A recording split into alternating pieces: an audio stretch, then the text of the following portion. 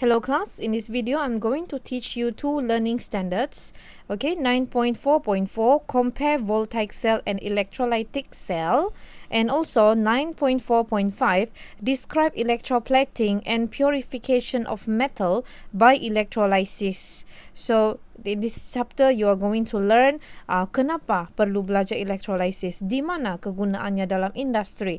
You're going to see that there ada tiga kegunaan utama. Okay, so all this while why you learn about anode and cathode and also the electrodes, type of electrode, itu semua is because of this. Okay, kegunaan dia dalam industri. So let us go to your textbook. In page 43, we learn about the differences between voltaic cell and electrolytic cell first. Okay, the orange boxes that you see here are the similarities, persamaan, and then the yellow boxes over here at the right hand side and left hand side are the differences. Okay, so let us see. What are the similarities first? Electrodes are dipped into the electrolytes. Yes, in both electrolytic cell and both and voltaic cell, you can see that electrodes itu dicelup di dalam, dicelup ke dalam electrolyte. Electrolyte itu adalah kamu punya larutan. Okay, both of your voltaic cell tu ada larutan, and both of them have electrodes. Ada electrodes yang dicelup deep inside. Second similarities, oxidation reactions occurred at anodes. Kedua-dua anode, this is the anode for electrolytic cell. How do we know that this is anode? Is based on the battery. Okay, look at the battery over here, the long and short. The long one is the anode, and in anode, okay, in anode, apa tindak balas yang berlaku adalah tindak balas pengoksidaan ataupun oxidation. Remember my sentence, anode always donate. Always donate apa? Not money, not blood, but donate electron. Okay, and same goes to voltaic cell. Voltaic cell also have anode. Okay, macam mana kita tahu zinc is the anode here? Tiada bateri pun, there's no indicator, long and short, long and short. If it's in electrolytic cell, the long one is anode. Tapi if it's in voltaic cell, okay, you remember the anode value. The anode value that you learn in the SEPS, the Standard Electrode Potential Series. Okay, the one that have the negative value, negative anode value, will become the anode, and the one that have the positive anode value will become the cathode. So both anode, okay, even though one is the positive one and one is the negative terminal, even though they are categorized as a positive terminal here and also negative terminal here, but still asalkan dia anode, maka the reaction happening inside is oxidation. Always electron akan keluar, will come out from the electrode like this. Okay, itu kedua. Ketiga, reduction reactions occurs at the cathodes. Okay, if anode sudah ada oxidation, of course lah, cathode ada reduction. So all the electrons are going to be accepted in cathode. Okay, the fourth similarities, electrons flow from the anode to the cathodes through the connecting wires. Yes, so as you can see, I help you to draw here. There will be electrons coming out from the anode to the cathode. Through what? Through the connecting wires like this, from anode to cathode. So those are the four similarities. So what are the differences? Okay, in electrolytic cell, we talk about the energy first. Electrical energy is going to be converted into chemical energy. Dari mana electrical energy datang? Dari bateri lah. Sumbernya adalah bateri. So ingat, electrolytic cell ada bateri, ada electrical energy, and it will be converted to chemical energy di sini di dalam lah. Okay, next. Untuk voltaic cell pula, chemical energy, sebab dia tidak ada sumber elektrik like this one. Ini ada bateri, ini tiada bateri. So yang tiada bateri itu, chemical energy first will be converted to electrical energy. Remember our lemon, our potatoes, kan? Ke semua buah-buahan itu bila kamu celup electrode inside akan menyalakan mentol. So chemical energy itu dari mana? Daripada makanan. Okay, itu contoh voltaic cell. Okay, next differences. Pairs of metal are the same type. Okay, pasangan logam. sama ada copper kah, ataupun sometimes you can see we use carbon because dia adalah inert, tidak reaktif, yang lengai kan. Kita tidak akan nampak satu C satu Cu in electrolytic cell, no. But in voltaic cell we can see different, okay, pairs of metals are different types, zinc and copper, okay, apa-apalah, magnesium and copper. Okay, from where can you refer that? From the SEPS, the standard electrode potential series, okay. So pairs of metal are different. Next, we are going to see just now I told you already about the anode and cathode.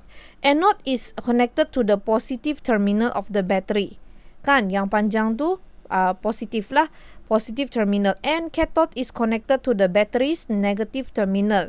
Nah, so anode in electrolytic cell adalah positif. Tetapi in voltaic cell, negative terminal is anode, positive terminal is cathode. Dia terbalik bah. Okay, terbalik. You remember one side only. You remember electrolytic.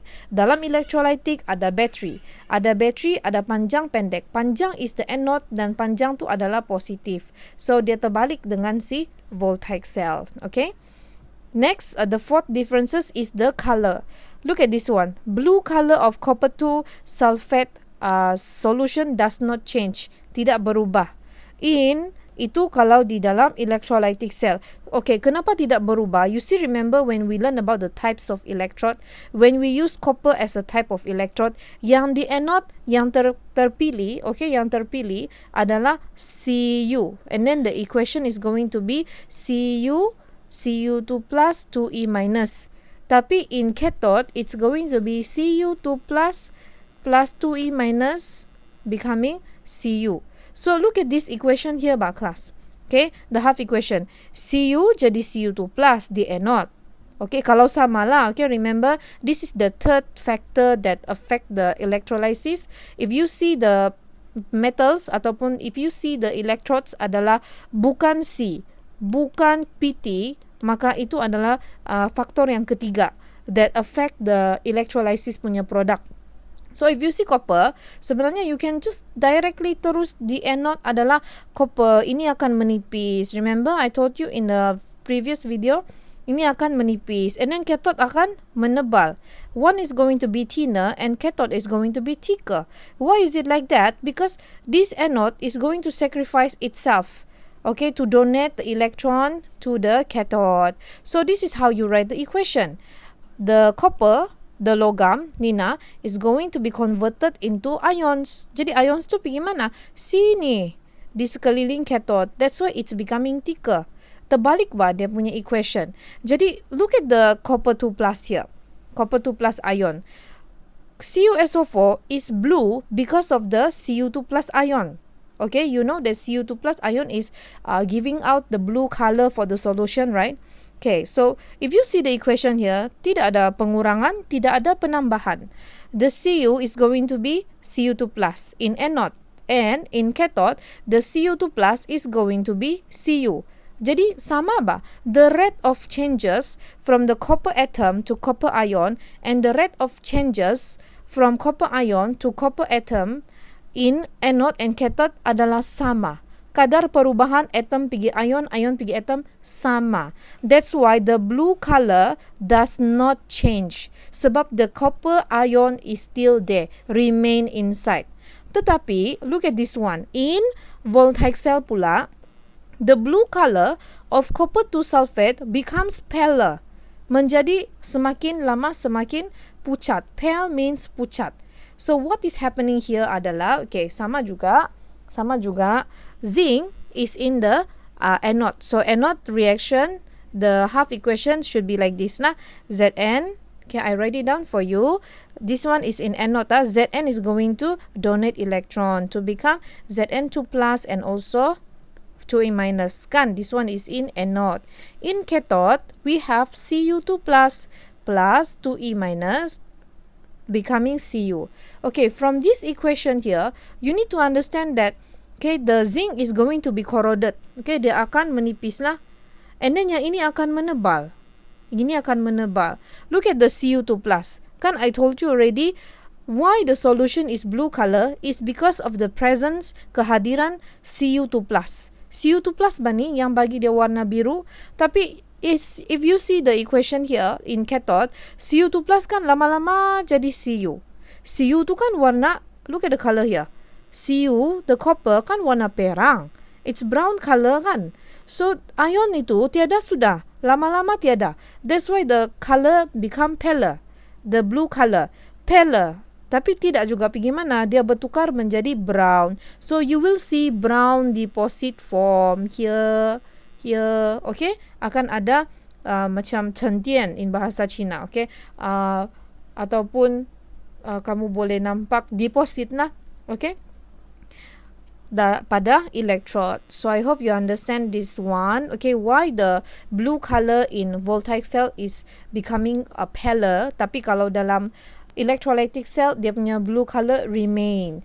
And once again I would like to remind you, itu semua bergantung kepada jenis electrode jugalah. Kalau dia punya electrode dalam electrolytic cell is not copper, dia pakai C saja, tidaklah, okay, tidak akan berlaku. Maka itu lain lagi kan. Okay, please refer to the previous videos if you forgot already. So those are the similarities and differences between voltaic cell and also electrolytic. Okay, so the next thing that we are going to learn now is the electroplating and purification of metal. Okay, purification maksudnya penulinan. Electroplating and penulinan of metal. So do you know that metal plating is done to make metals look more attractive and resistant to corrosion? Okay, the reason why kita kasih celup dia, okay, electroplate dia adalah supaya dia lebih cantik menarik dan juga tahan terhadap kakisan. Okay, lebih tahan. Jadi kita nampak sudah lebih cantik dan dia lebih tahan lama lah. So the main application of electrolysis in industries ada 3 actually ya. 1 is extraction of metal, 2 plating of metal, and 3 purification of metal. So soalan selalu tanya ni ya, what are the main application of electrolysis dalam industri? Apa kegunaan dia? Kenapa kita mau belajar electrolysis? Kenapa mesti tahu anode cathode? Dari mana electron flow? All of that is because of these 3. Extraction of metals, okay? Kita extract metal, plating of metal, dan juga purification of metal. So the first one that we are going to learn is this one, electroplating of metal. Mari kita tengok electroplating. Electroplating of metals through electrolysis is done by making the object being electroplated as the cathode, the electroplating metal as the anode, and an aqueous solution containing the ions of the electroplating metal as the electrolyte. Okay, apa yang ayat ini cakap adalah tentang dia punya susunan radas bang. So if you want to susun, it's actually like this. This is how electroplating metal look like. Okay, this one is a small scale, not in industries. Nah, in industry lebih besar. Okay, mari kita tengok yang kita mau sadur. Okay, sadur actually electroplating dalam bahasa Melayu adalah penyaduran. Penyaduran benda ataupun substance that we want to electroplate, yang kita mau kasih cantik, yang kita mau kasih menarik itu, we put in cathode. Kita letak di cathode. Okay, yang the one that we want to electroplate, cathode. The one that we use to electroplate untuk kasih cantik ini adalah di anode. I guess you understand why bahkan, because anode always donate Anode always donate diorang punya electron.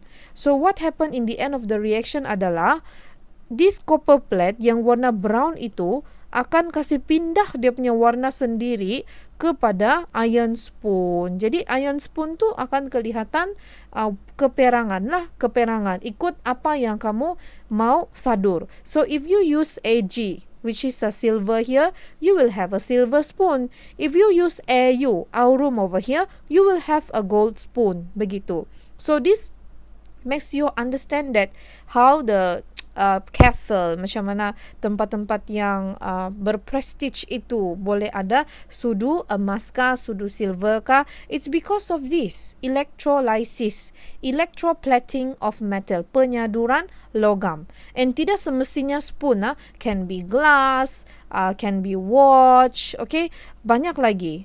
So, mari kita tengok. This is the basic concept of electroplating that you need to understand. Yang mau sadur, di kanan. Di cathode.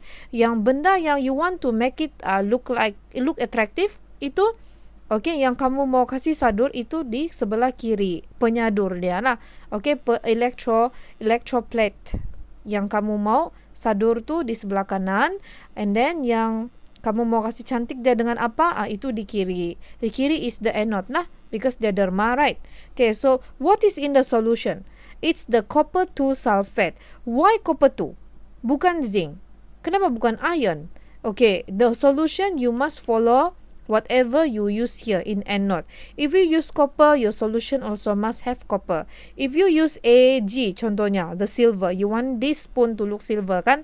So you should use something that has silver, contohnya silver nitrate. Because this one is larut. We must use larutan. Okay? Contohnya you want to use Au, aurum. Also can. Okay, yang penting ada Au in your solution. Begitulah. That's the basic concept. That's what it says here. Object being electroplated, cathode. Tadi kan, the sudu, the iron spoon, being electroplated. The electroplating metal as anode. Kan, you want it, anode tu boleh jadi Cu, boleh jadi Au, boleh jadi Ag. And an aqueous solution containing the ions of electroplating metal. Kan, if you use Cu metal, so the electrolyte also must have Cu lah. Contoh CuSO4, begitu. So for example, to electroplate an iron ring, cincin pula, iron ring with copper, the copper anode ionizes to become copper 2 ions. Okay, I will draw a very simple diagram over here. Okay, as usual, you are going to have emitter, but most important is the battery first lah. I draw. Okay, so this you want to, what the buku text say? The buku text say you want to electroplate an iron ring with copper. So you know that copper lah. You use copper in the anode, and then the ring pula it's here. Kan? You want to electroplate the iron ring bah? Dia bilang buku teks kan. So make sure the iron ring is inside.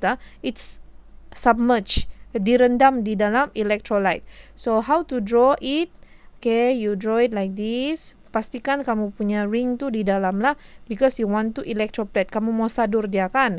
Dengan Cu. This is your iron ring. Okay, this is how it's going to be. So, apa yang berlaku di anode sebenarnya adalah, here in anode adalah, it's going to sacrifice itself. Dia korbankan diri sendiri tu, so that the copper 2 ions move to the cathode. Move to the cathode. Are discharged and deposited as thin layer of copper on the iron ring. So, fahamlah di sana, Cu punya persamaan setengah like this. Cu is going to sacrifice itself to become copper ion. So where the copper ion go? It goes to the ring. Okay? It goes to the ring. So dia punya equation macam begini. This one is anode. Anode derma. This one is cathode. Cathode terima elektron. To become copper balik. Sini copper. So as I have told you in the previous page here, you understand that about the color ba? The color of the solution for CuSO4 is blue. Why is it blue? Because of this copper ion. The presence of copper 2 ion. Kan? So the blue color of copper 2 sulfate does not change. Tidak berubah ni, the blue color, because the concentration of copper 2 ion remains the same. Sama ba concentration? Kenapa? This is the reason. You see this, I highlight for you. The rate of ionization, just now I said rate of changes kan? Okay, you can use this one. Rate of ionization of copper at the anode, ni nah, rate of ionization of copper at the anode, this one is anode kan? Is the same as the rate of discharge copper 2 ions, Cu2 plus at the cathode. Okay? This one is cathode. This is anode and this is cathode. Rate of ionization. Kan Cu atom ni akan jadi ion. So we say the rate of ionization of copper to copper 2 ion in anode is the same as the rate of discharge. Apa maksud rate of discharge? Maksudnya, look at this one. Cu2 plus is an ion. So it wants to discharge itself. Dia mau buang itu charge dia ba? so that it can become copper. Kan? Satu mau jadi ion, rate of ionization. Satu mau jadi atom, rate of discharge. So, kedua-dua kadar ini sama bah? Atom jadi ion, ion jadi atom. Di anode dan cathode sama. So, kita katakan rate diorang sama. Jadi, the concentration pun sama lah. So, the blue color remains the same. Begitulah ceritanya for the electroplating of metals. I hope you understand. Okay, tidak semestinya cincin kah, sudu kah. You see this. Ada jam tangan, ada pot, ada even bigger pot also have. So this is what industrial electroplating does. Okay. Alright, so you look at this electroplating of metals by electrolysis. I know that you cannot conduct your experiment right now, but look at the experiment over here. This is how it's going to be conducted.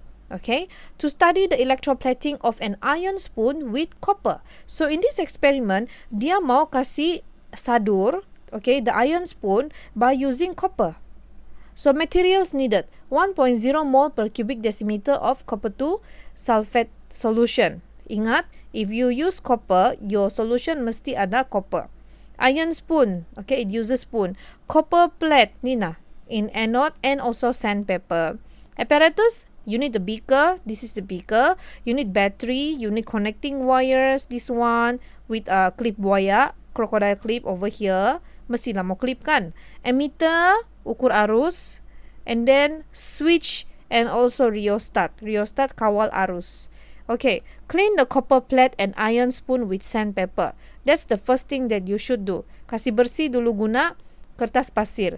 Pour 1.0 mole per cubic decimeter of copper 2 sulfate solution into beaker until half full, separuh penuh. Connect the iron spoon to the negative terminal. Okay, iron spoon to the negative terminal. And the copper plate connect to the positive terminal of the battery. Using apa? Using the connecting wires. So you must write all of this. Dip the iron spoon and copper plate into the solution. 1.0 mole per cubic decimeter of copper 2 sulfate solution. Dip inside. Okay, celupkan ke dalam. Turn on the switch and adjust the current flow to 0.2 ammeter using the rheostat. Ingat, rheostat tu boleh kawal arus. Okay. Take out the iron spoon from the electrolyte and leave to dry. Record the observation. Okay, I want all of you to copy this lab report and then you can do this one. Okay, you can do this one, the observation on your own. Okay, discussion also. You do all this and don't forget to upload in Google Classroom. Watch this video provided in your textbook, page 45. Okay, so now that you have learned about electroplating, penyaduran, next thing that we are going to learn is purification of metal. Purification maksudnya penulinan logam. Okay, penulinan logam. This one is in page 46 in your chemistry textbook. Okay, cuba kamu tengok ni ayat kedua. I am attracted to the second sentence here. Copper used in electrical wiring must have 99.99% of purity. Di dalam wire, you know that kita punya wire tu ada copper bah, tembaga, we call that, okay, in our bahasa normal lah, okay, bahasa Melayu. Tembaga adalah copper, kuprum. Jadi tembaga tu mesti ada 99.99% of ketulinan. The purity of copper extracted by the process of melting is about 99.5%. Bila kita sudah extract copper, okay, daripada proses peleburan, we can get only 99.5% purity dia. So even a slight difference, sedikit saja perubahan in copper purity will negatively impact its conductivity. Akan mempengaruhi conductivity. Cekapkah tidak dia mengalirkan arus elektrik. Itu maksud dia. So to determine whether a copper metal is pure, one must conduct the purification of metal through electrolysis. Jadi, okay, faham di sana, when we melt, we extract copper, we can get this percent of purity saja. So we want it to become like this. It must have 99.99. Macam mana mau jadikan dia sangat pure, sangat tulen adalah through electrolysis. So ini adalah industrial purification of copper. Di kilang. Of course, ini adalah skala yang besar. But the basic thing that you need to understand about the purification of metal, especially copper, adalah ini. Okay? This is the thing that you need to understand. Apa yang jadi anode, apa yang jadi cathode. Okay? So look at this picture over here. Okay, before we look at the picture, see the third point here. The purification of copper by electrolysis is carried out with a piece of pure thin copper as the end cathode. So, tengok ini gambar aja. The pure copper plate is going to be put in cathode. Yang pure punya di cathode. And then, what happen is, impure, yang tidak tulin, tak tulin punya copper as the anode. Here.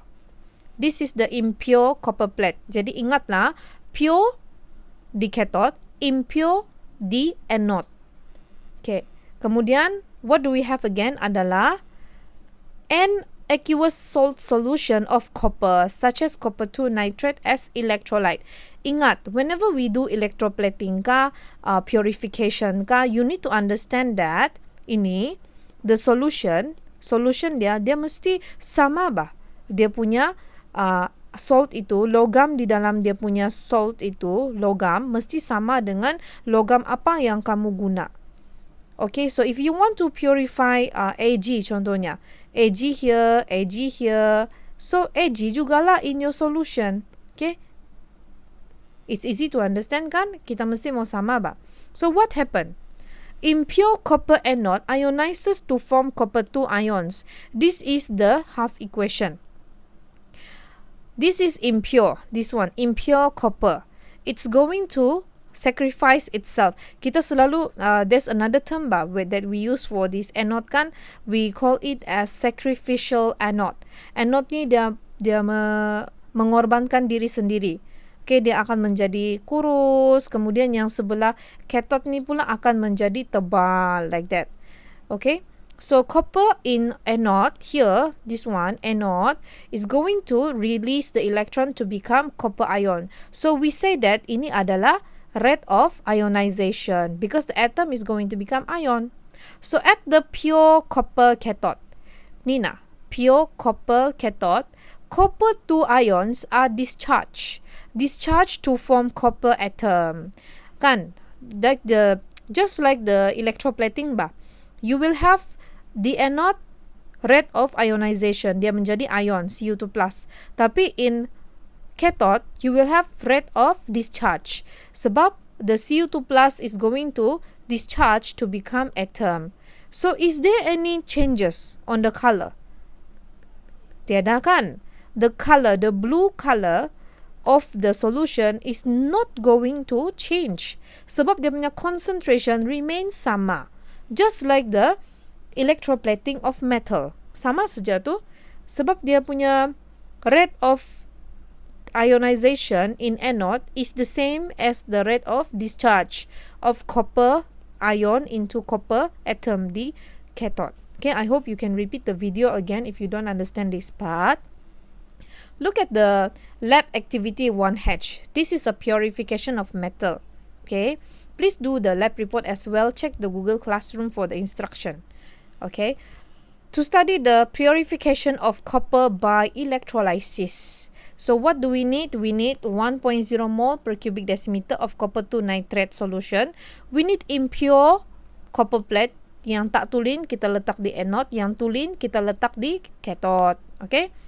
Ingat, yang anode tu akan mengorbankan diri sendiri. Ingat sajalah, the anode one is the sacrificial anode. We need battery. We need beaker, Nina. We need battery. We need connecting wires, this one, with the crocodile clip. We need emitter and we need switch, this one. So you need to pour 1.0 cubic mole per cubic decimeter of copper 2 nitrate solution into the beaker until half full. Connect the pure copper plate to the negative terminal and the impure yang tak tulin tu plate to the positive terminal of the battery as shown here. Turn on the switch and let the electricity flow for 30 minutes. You will see there are changes. Okay, there are changes. Sini akan menjadi tebal. Okay, it's going to become pure. So please complete the table over here. Okay, you can watch the video first, this one, purification of copper metal, before you answer all the question in the lab report. And then you will have to answer all these self-assessed 1.1, 1.4. Okay.